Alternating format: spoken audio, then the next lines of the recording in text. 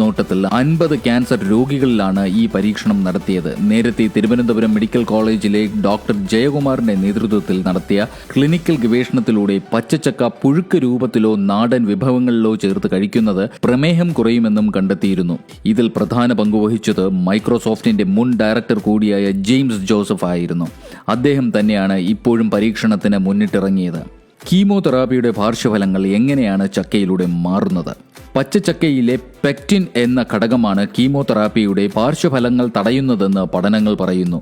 പഴങ്ങളിൽ നിന്നും വേർതിരിച്ചെടുക്കുന്ന രാസപദാർത്ഥമായ പെക്റ്റിന്റെ സമൃദ്ധമായ സ്രോതസ്സാണ് ചക്ക. ദ്രവമിശ്രിതം കുറുക്ക് രൂപത്തിലാക്കി ജാം, ജെല്ലി തുടങ്ങിയവ തയ്യാറാക്കുന്നതാണ് സാധാരണയായി പെക്റ്റിൻ ഉപയോഗിക്കുന്നത്. ഇത് പോളിസാക്കറൈഡ് എന്നറിയപ്പെടുന്ന ലയിക്കുന്ന ഫൈബറാണ്. പോഷകമൂല്യമേറിയ ഫലമാണ് ചക്ക. ശരീരത്തിന് ആവശ്യമായ ജീവകങ്ങളും മൂലകങ്ങളും നാരുകളും അടങ്ങിയ പോഷക സമ്പന്നമായ നാടൻ വിഭവമാണ് ചക്ക. ഇതിലെ പോഷകമൂല്യങ്ങളുടെ സാന്നിധ്യം പലതരത്തിലുള്ള ജീവിതശൈലി രോഗങ്ങളെയും തടയും.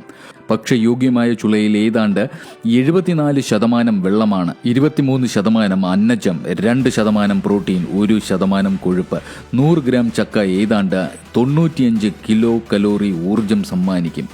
ഇതുകൂടാതെ വിറ്റാമിനുകൾ, സോഡിയം, പൊട്ടാസ്യം തുടങ്ങിയ മൂലകങ്ങൾ, കാൽഷ്യം, ഇരുമ്പ്, ഫോസ്ഫറസ് തുടങ്ങിയ ധാതുക്കൾ എന്നിവയുടെയും സാന്നിധ്യമുണ്ട്. കൊച്ചി റിനൈ മെഡിക്കൽ സിറ്റിയിൽ കണ്ടെത്തിയ ഈ പുതിയ കണ്ടുപിടുത്തം ശരിയാകട്ടെ എന്നും ഇനിയും പല ക്യാൻസർ രോഗികൾക്കും ഈ കണ്ടുപിടുത്തം ഫലം കാണട്ടെ എന്നും നമുക്ക് പ്രാർത്ഥിക്കാം. ഈ കണ്ടെത്തൽ 100% രോഗികൾക്കും ഫലപ്രദമെന്ന് തെളിഞ്ഞാൽ ഇതൊരു ചരിത്ര നേട്ടം തന്നെയായിരിക്കും. കീമോതെറാപ്പിയിൽ നിന്നും വേദന അനുഭവിക്കുന്ന ഓരോ ക്യാൻസർ രോഗിക്കും ഇത് ഒരു വലിയ ആശ്വാസം തന്നെയായിരിക്കും.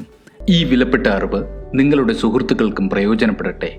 ഈ വീഡിയോ ഷെയർ ചെയ്യൂ. നിങ്ങൾക്ക് വേണ്ട എല്ലാ ആരോഗ്യ അറിവുകൾക്കും എത്നിക് ഹെൽത്ത് കോട്ടിന്റെ ഫേസ്ബുക്ക് പേജ് ലൈക്ക് ചെയ്യൂ. ഫോളോ ബട്ടൺ ക്ലിക്ക് ചെയ്ത് സീ ഫസ്റ്റ് സെലക്ട് ചെയ്യാൻ മറക്കരുത്. എത്നിക് ഹെൽത്ത് കോട്ടിന്റെ എല്ലാ വീഡിയോകളും എല്ലായ്പ്പോഴും യൂട്യൂബ് ചാനലിൽ. Ethnic health court, forward to good health.